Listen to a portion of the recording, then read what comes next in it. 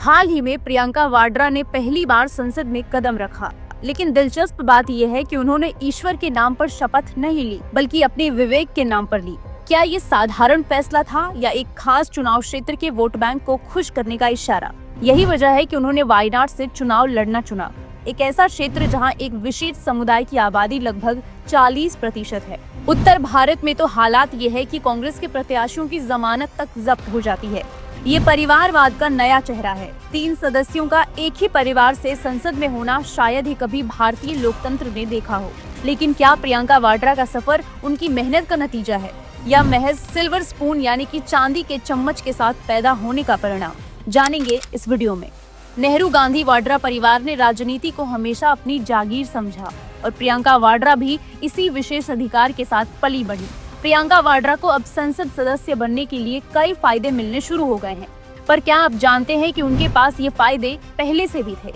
साल 1997 में प्रियंका वाड्रा को 35 लोधी स्टेट में एक आलीशान सरकारी बंगला दिया गया था।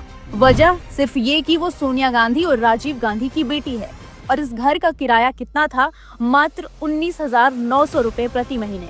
जब वाजपेयी सरकार ने कहा कि ये नियमों के मुताबिक पूरा किराया दे, तो उन्होंने बहाना बनाया कि उन्हें एसपीजी सुरक्षा मिलती है, इसीलिए ये उनका हक है। यही नहीं, शिमला में उनका दूसरा घर भी किसी साधारण प्रक्रिया से नहीं मिला।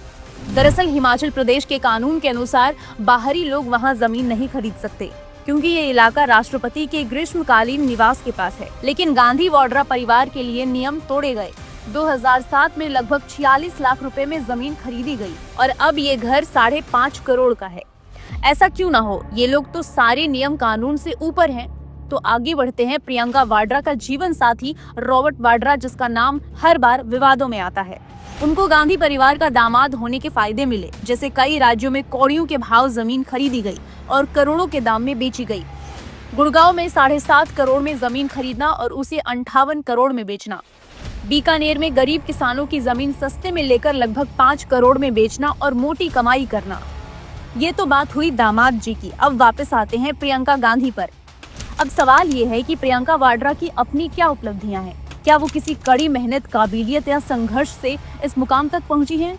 बिना किसी राजनीतिक अनुभव या खास उपलब्धि के प्रियंका वाड्रा को 2019 में कांग्रेस पार्टी का उत्तर प्रदेश प्रभारी बना दिया गया, क्योंकि हकीकत ये है कि उन्हें कांग्रेस का महासचिव और अब संसद सदस्य सिर्फ उनके उपनाम की वजह से बनाया गया। परिणाम, पार्टी का प्रदर्शन और गिर गया, लेकिन प्रियंका वाड्रा पर भरोसा बना रहा। ये है परिवारवाद की असली ताकत। कांग्रेस पार्टी का प्रदर्शन चाहे जितना भी गिरा हो, नेहरू गांधी और अब वाड्रा परिवार हमेशा फले फूले। जहां एक तरफ लाखों युवा अपनी योग्यता के दम पर अवसरों का इंतजार करते हैं, वहीं दूसरी तरफ कुछ परिवारों के लिए सब कुछ पहले से तय होता है। अगर आपको लगता है कि परिवारवाद भारतीय लोकतंत्र के लिए खतरा है, तो इस वीडियो को लाइक करें और निष्कर्ष टीवी को सब्सक्राइब करें।